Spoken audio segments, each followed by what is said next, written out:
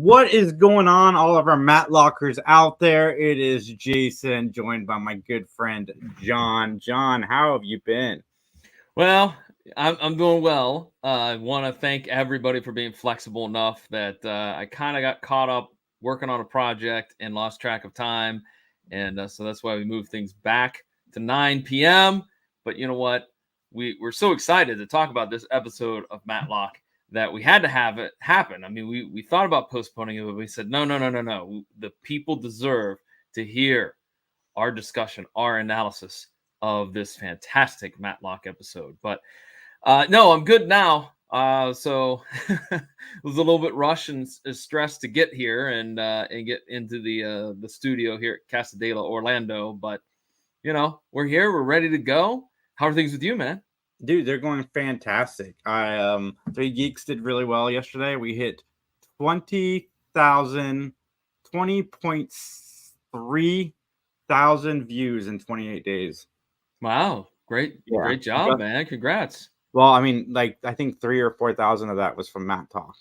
Oh, there you go. Yeah. And then Justin's hard work. Justin's been working really hard behind the scenes, and so have I. I mean, me and Justin have been on the social media / shorts grind. Which I posted a short on your Facebook page without even asking you. No, that's okay because it's all the same. What is it? The old saying, "My casa, su casa." That type of deal. You know what I mean? So I want to just say this again, everybody. Watch Elsbeth. Everybody that I know, somebody who doesn't even watch TV anymore that turned on Elsbeth and is really into it. So wait, who does not watch television anymore? Well, my girlfriend's mom doesn't really watch TV. She was telling us how much she liked Elsbeth. Guys, like this is our show, guys. This is what we live for. Is what this show represents. So go check that out. And we have an email, and then the subject line says Benji. From Elizabeth. I'm not going to say her last name. Liz is how she signed it. So, Liz, thank you so much for the email listening. Please send us more emails. We love them. It says, I am newish to listening to the podcast. And as someone who doesn't typically like podcasts, I wanted to tell you how much I enjoy listening to you talk about this show. It's long been a comfort show for me, and I have fond memories of watching it as a kid with my best friend and her grandpa. Rewatching as an adult, I'm actually surprised by how well it holds up most of the time. Absolutely, especially the last few seasons. I did have a comment about the Madam that I think was lost to the metaverse because I can't seem to find it. Anyway, you touched on it in the episode, but I definitely felt like there was a real missed opportunity for courtroom shenanigans and other hilarity by leaving Julie out of this episode. I will admit that she's always been my favorite character since I was a kid, though, so I frequently feel like episodes without her are missing something. Thanks for producing quality Matlock content, and I look forward to the next installment from Liz. So, Liz, again, thank you from both John and I. And I agree, having Julie in that episode, kind of playing on the love triangle with Ben could have been fun. I agree. I think she was missed in that episode. I would love to have seen her as the prosecutor. Oh, and she could have given like those dirty looks to him across the way whenever Anne would be all flirting with him. Oh, yeah, absolutely, Liz. Thank you very much for the email again. Thank you for the kind words. And I agree. I think that would have made things a little bit more, give a little more sizzle to the episode, if you will. And you know what? We buried the lead. Jason, we buried the lead. It's Mother's Day. It is Mother's Day. Happy Mother's Day to everybody out there.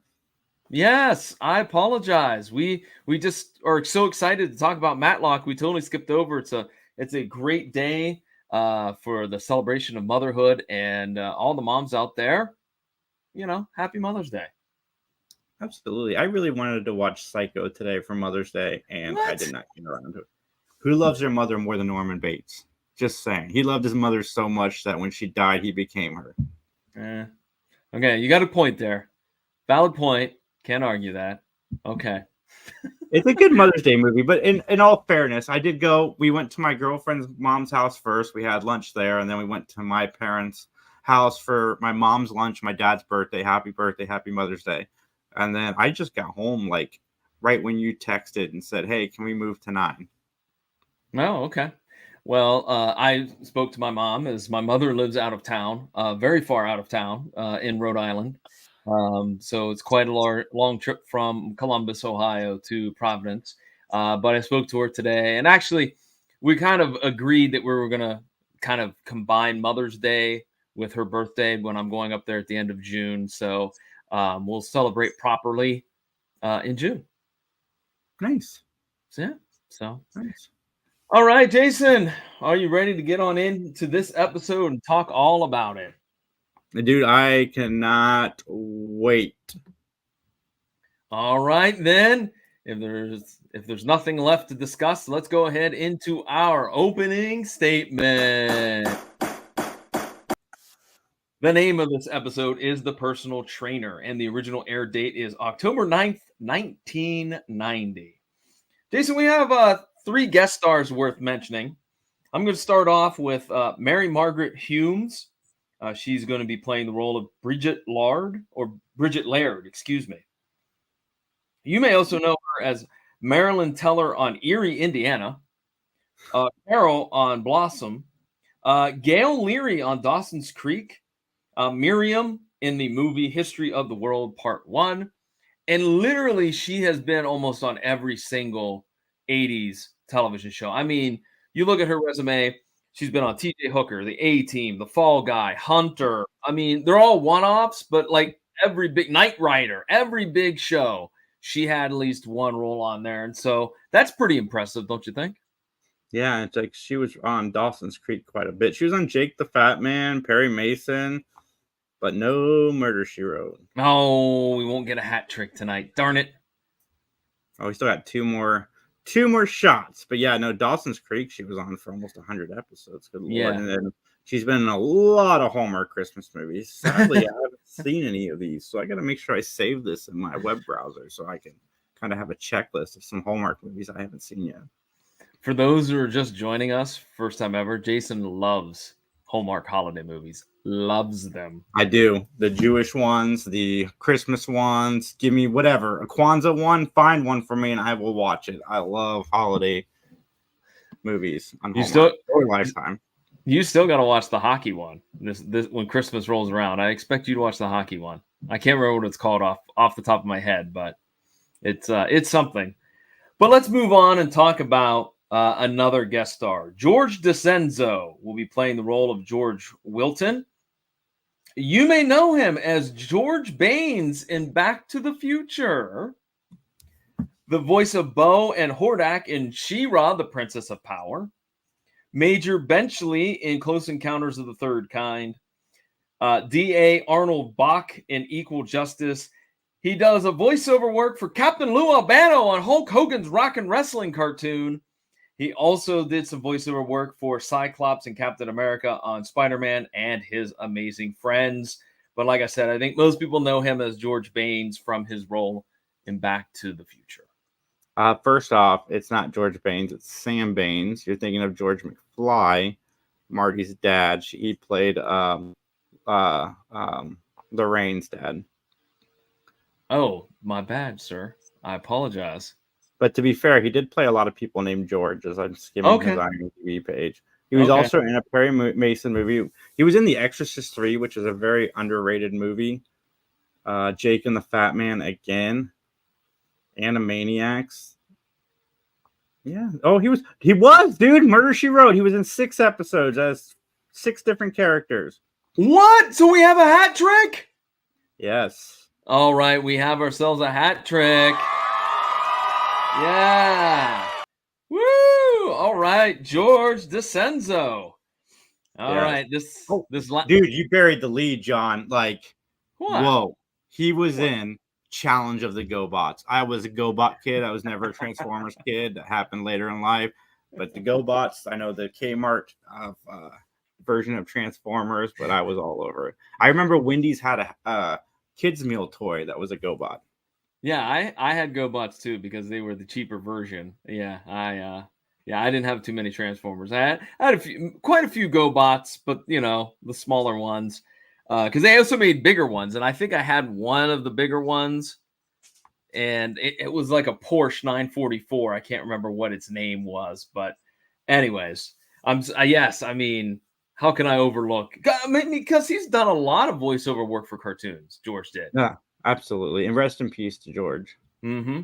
All right, now here we go. The gauntlet's been thrown down. If you don't recognize this person, this final guest star, I'm gonna worry about you, man. I'm gonna worry big time. Really, you missed a Mm-hmm. big one 2 weeks ago, like a big one. Oh, I know, and I'm determined never to let that happen again.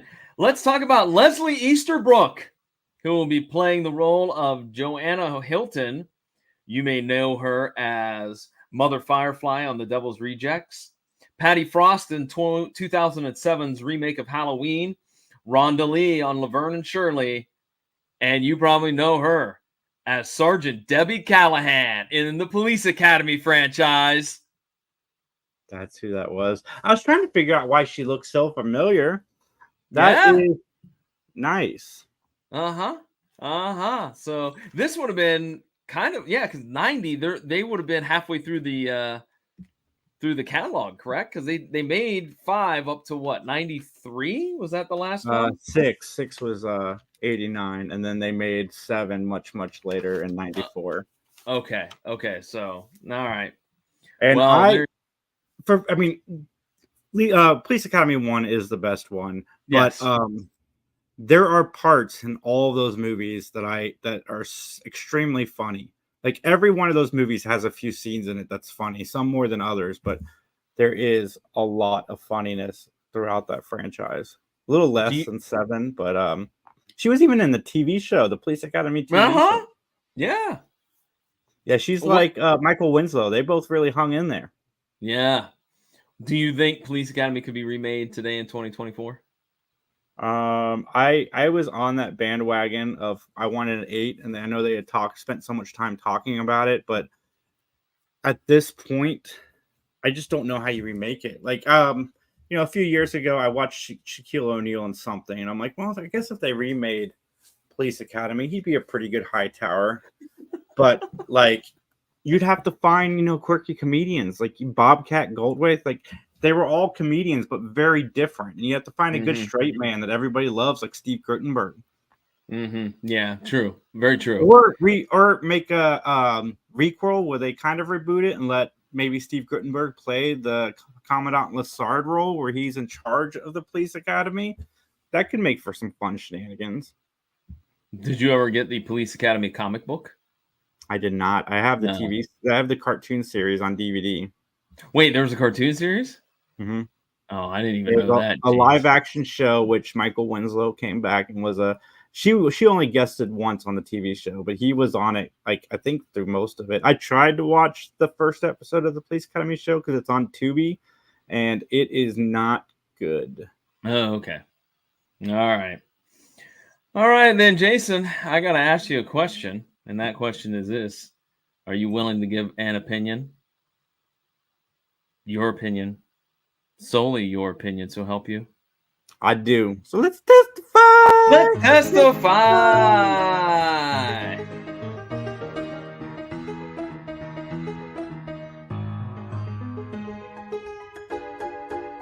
All right, ladies and gentlemen, the plot of this episode is a jealous roofing contractor is charged for the murder of a personal trainer who was sleeping with his wife. First off, I'm just going to say this going into this episode. This roofer contractor, he is kind of an ass, but I feel bad for him. Like, as this episode progresses, it just gets worse and worse for him as far as, like, all the crap this dude put him through.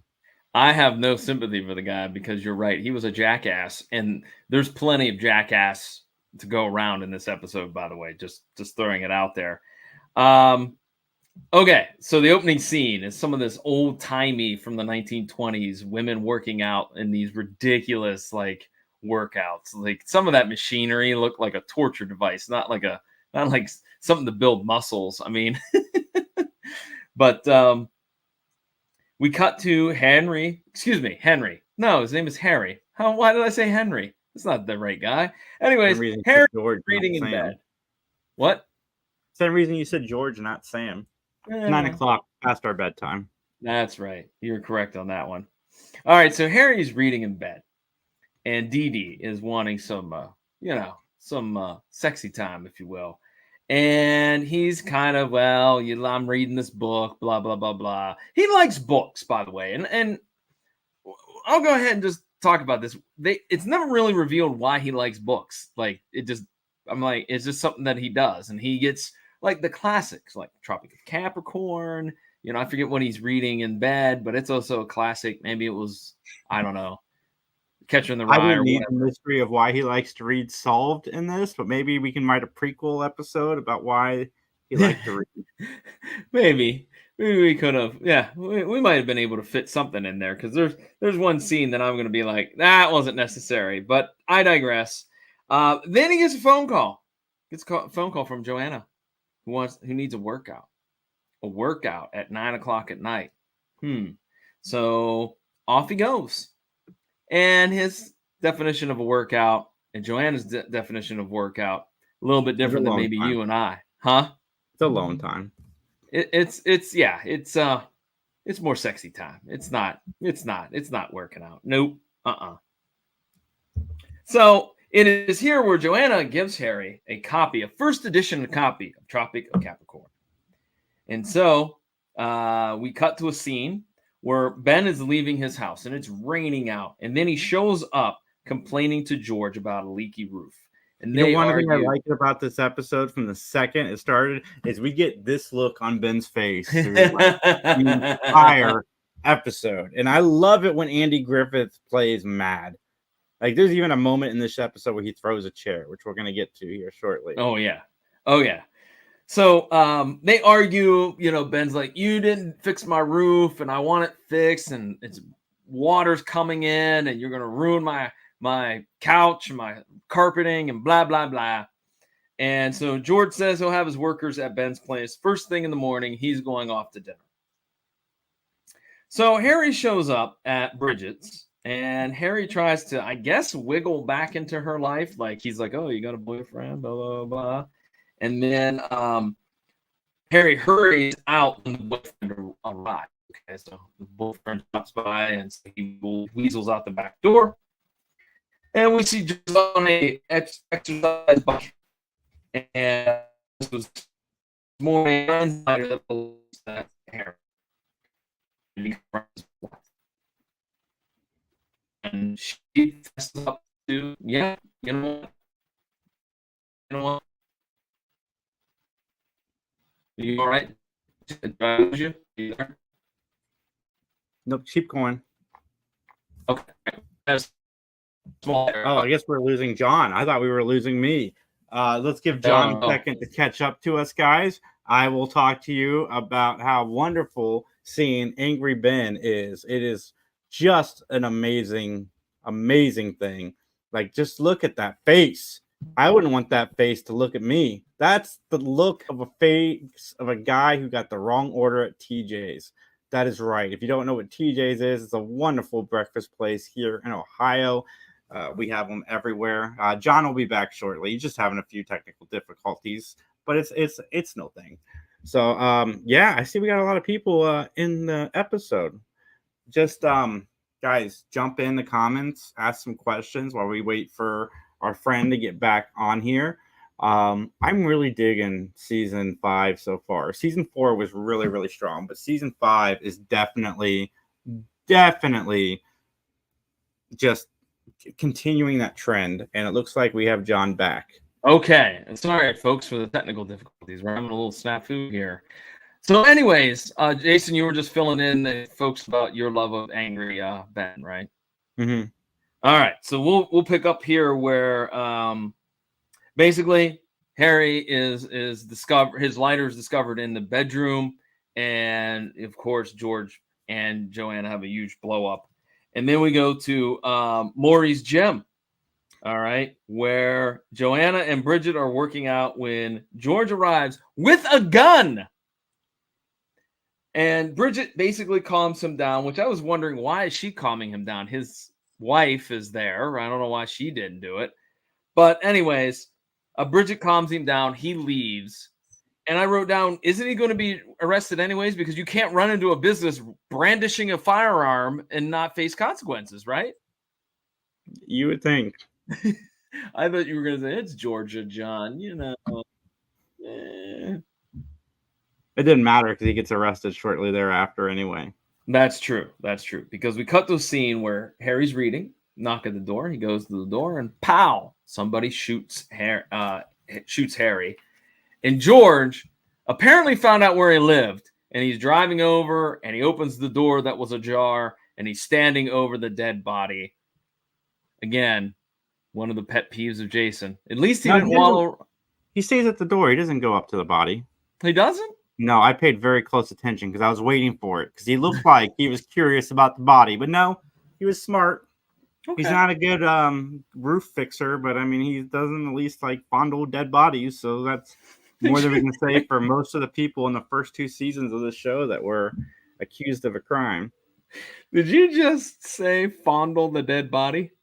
Dude, they rolled around in like the blood and got their fingerprints every week. No, I just fondle the dead body. That's hilarious. This better make a short. Justin, jot this down. We're gonna have to make a short of this. Anyways, all right. I just appreciated your verb. That's all I appreciated. Fondled. Anyways, so we go to police headquarters and Ben shows up mad. His roof is not fixed. He throws a chair. This man is out of control. He throws a chair. Dude, he's not playing. I love this. I love angry Ben. Well, the recliner's ruined. He can't sit in his recliner. And so he threatens George again with hitting him with the chair. So Ben here's his side of the story. George says, please defend me. I'll make it up to you, blah, blah, blah, blah. So Ben takes the case. Ben shows up at Harry's home and he interviews Dee Dee. And then Maury shows up and he's there and he scolds Ben for making Dee Dee upset. So we go to Ben's house and there's leaks galore. This is where I wrote down later. This seems like overkill. Like, I don't think your roof would leak this badly unless there's like gigantic craters in the shingles and in the ceiling. One of my pet peeves on 80s shows, and I'm not holding it against this episode because every show did it. If you look out that window in the background, the rain is just coming down in like one half of the screen. Are you chugging the stomach medicine, Pepto? No, I'm drinking a Prime. Oh, okay. I'll look at you, man. Not tip. He's doing what the kids do. But it's when the rain is only on like half the window and it's like pouring on that half of the window, and then you see a few drops on the other side of the window. That drives me nuts. But again, I'm not holding it against this episode. So I was a little distracted by the roof scene because I was paying attention to what was happening in the background. Yeah, like I said, it just seems like this is an outrageous amount of leakage in your home. Michelle shows up to chat about the case, but well, you know, they can't sit anywhere, otherwise their bottoms are going to get wet. So we then cut to a scene where George finds out that Bridget may have been messing around or talking with Harry or whatnot. And at the same time, Ben shows up at the same house, Bridget's house, and basically is like, wait a minute, time out. You're having an affair with her? You all need to go to church. That becomes a theme in this episode, which I find funny. So basically, Bridget is seeing and sleeping with George, and George is upset that his wife is sleeping with Harry. So it's a big, giant mess. And Joanna Bridget has a lame alibi. I forgot to mention this. She was shopping, right? Which that's not going to hold up well. So Joanna is working out, and she's interviewed by Michelle Thomas. And Bobby is there. We're introduced to Bobby, who doesn't really look like a kid. And later they do mention she's 22 years old, which that was fine. But at first I was like, who is this person? But Michelle, she rolls a BMW, so she must be getting well paid from old Ben Matlock, huh? I would hope so, man, with as much as they make case. And I'm sure she works her own cases. Yeah. It's just sad she never became like a named partner. Yeah, no, I know. Well, Ben is watching for Bridget, and then Michelle joins Ben in the car for a meeting, and they decide to follow Bridget. And she goes to this little particular apartment building, and Ben tries to scam the doorman, but to no avail. He slips him $20, and he's like, "Oh yeah, she's in room 609." I like how easily the doorman caved, and pretty cheap. $20. That was pretty cheap, even for 1990. Pretty cheap.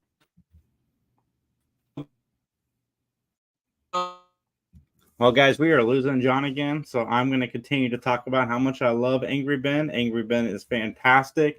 What have I watched lately? I've been watching a lot of Criminal Intent, which I find really fascinating. I really dig the show. It's got Vincent D'Onofrio in it.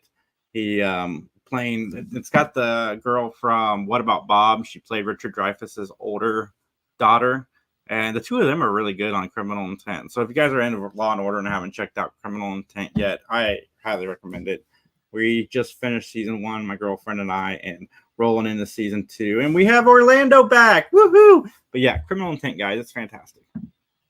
Okay, so let's pick up where Ben and Michelle interrupt this person named Alex and Bridget in this fancy hotel. Alex is a painter, and Bridget's like her cousin, I think she says, and she's his nude model. Okay, at this point, would you ever, I don't know your family makeup, but would you ever want to see your cousins naked? Like, even if you're doing something like painting, like I would rather have a stranger, somebody I didn't know. First off, no, I do not want to see my cousins naked. But even if I did, I wouldn't admit it on Mattalk. But no, that is a bit weird. I heard it too when she said it, and I'm like, what? Yeah, it was weird. That was terribly lame. Okay. Well, guys, we're losing John again.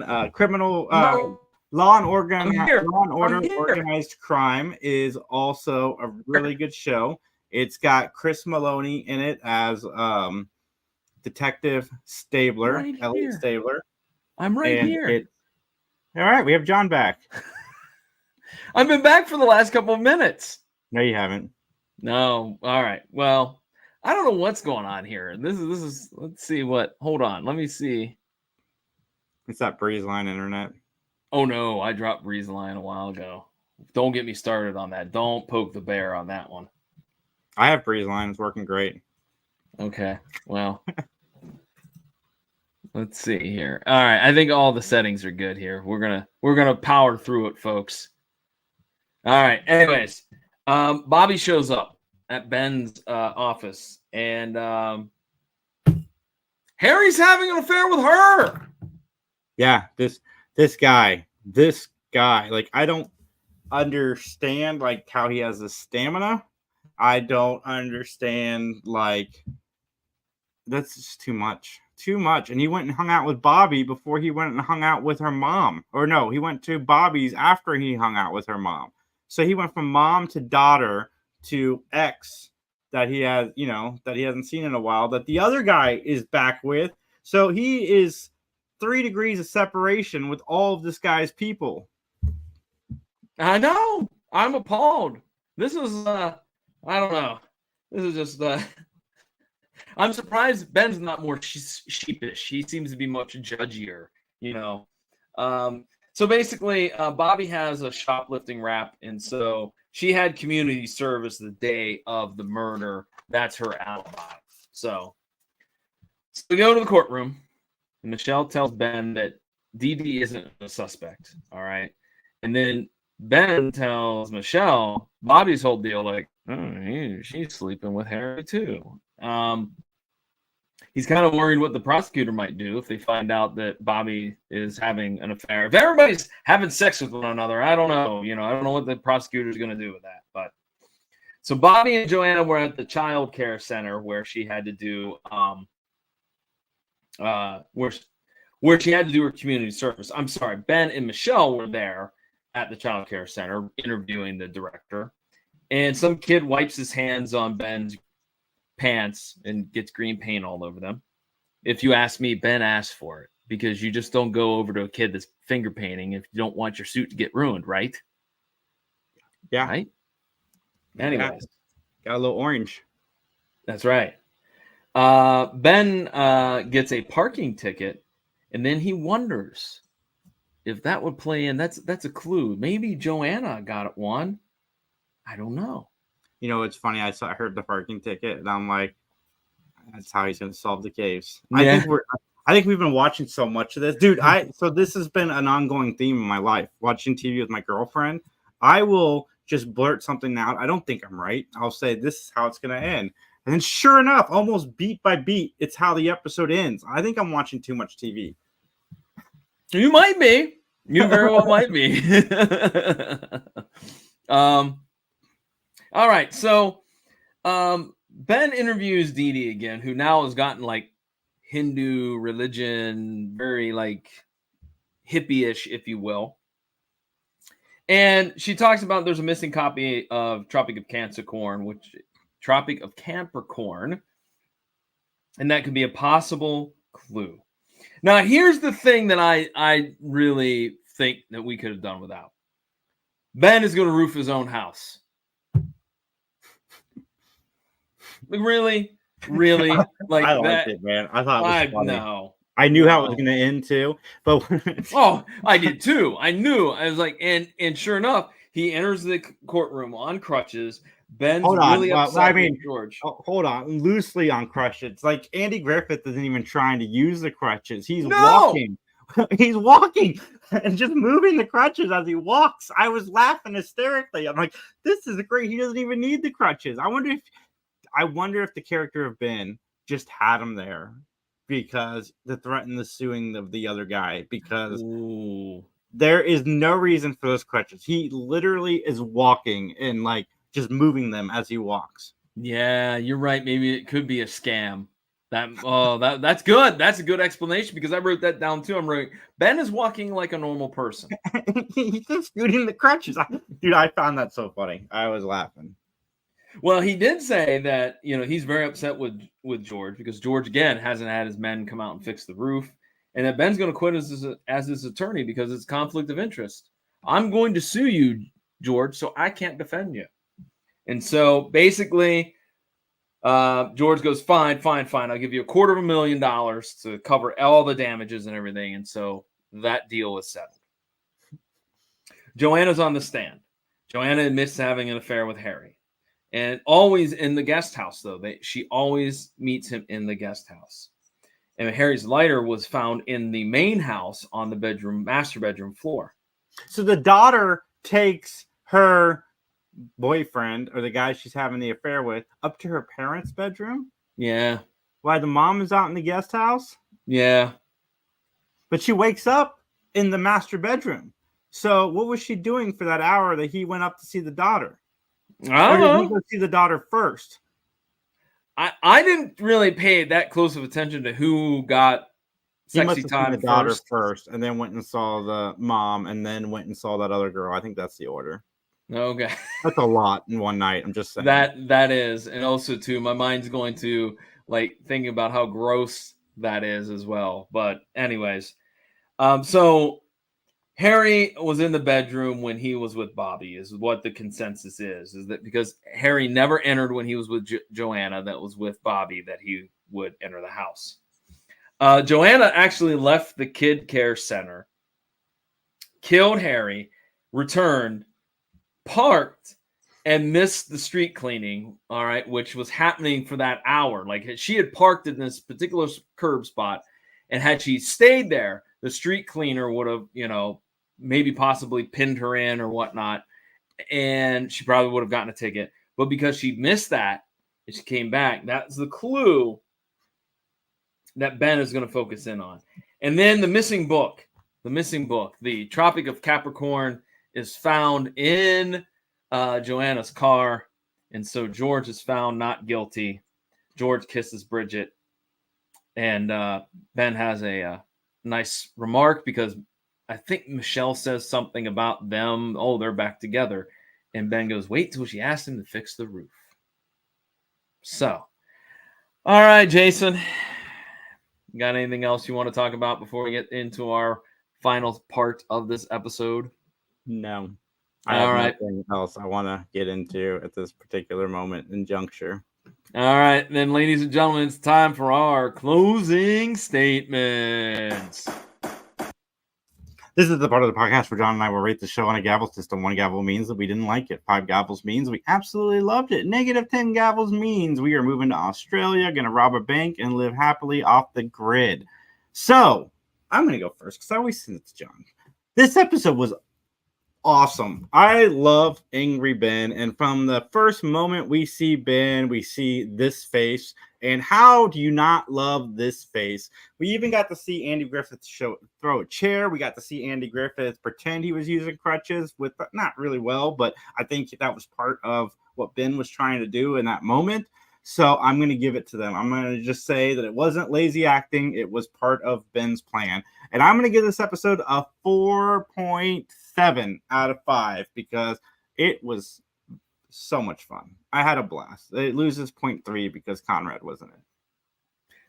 I give it a 3. I give it 3 gavels. Yeah, whatever. I liked the acting. I thought it was good. I liked Angry Ben. I also wrote down I like Crutches Ben because it was ridiculous. I wrote down as negatives, there is no Conrad, as you mentioned.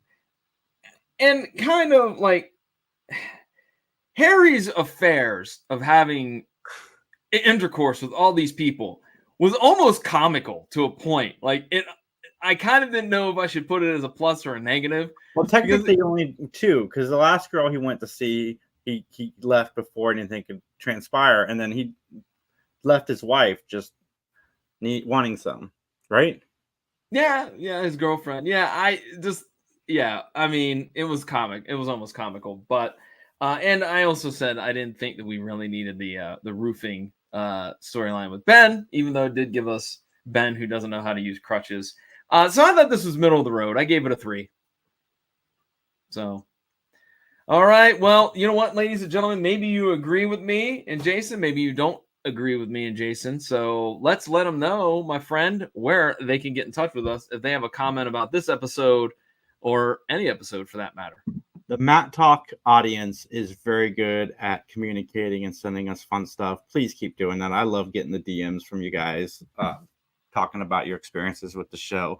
Also, guys, you guys can email us at benmattalk@gmail.com.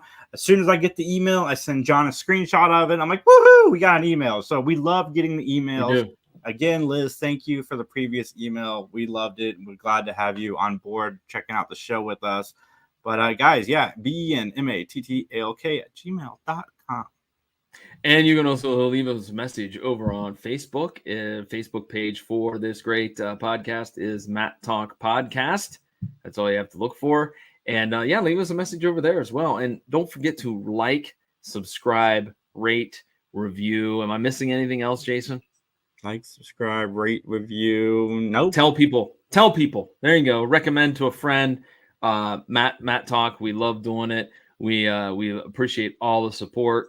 And you know what? Let's go ahead and start wrapping things up, Jason. Also, guys, if you're in the groups, the Matlock groups that we're all part of, I think there's 3, tag us. And we'll have a conversation on there too. If you don't want to email it, you just want to tag us. Good idea. Good idea. Podcast. We are live Saturdays at 7 p.m. We're going to be live this Wednesday at 7 p.m. reviewing X-Men 97, which so far is the best show of this year. And I cannot wait to see how it ends. It is nice growing up watching a cartoon series as a kid and then them making a sequel series to it almost 30 years later. And the show grows up with us. So we're getting a lot more adult stories, a lot more adult themes that kids can still enjoy. But it's definitely made for our enjoyment. And X-Men 97 is fantastic. Some of the best writing on television right now. So we're going to be doing that, releasing 4 shorts a day, usually between Justin and I. So guys, come check us out. Follow us everywhere at 3 Geeks J, at 3 Geeks Podcast on all of your social media platforms. And as for the PVD Cast, which is my own personal podcasting project, you can find it at pvdcast.com or wherever you find great podcasts. The episode that's up right now is actually a celebration for the OWA, the Ohio Wrestling Alliance. It's been a wrestling company here in Columbus, Ohio for 5 years, but it has decided to close its doors for a variety of reasons. And I sit down with the promoter and the ring announcer, and we talk shop about, the history of the company, why that it is closing its doors, some favorite matches, some cool, wild stories as well. So you can get that at pvdcast.com or once again through all those major podcasting outlets. Nice, guys. Thank you so much. We'll talk to you guys real soon. Have a wonderful week. And as they say in court, nothing further.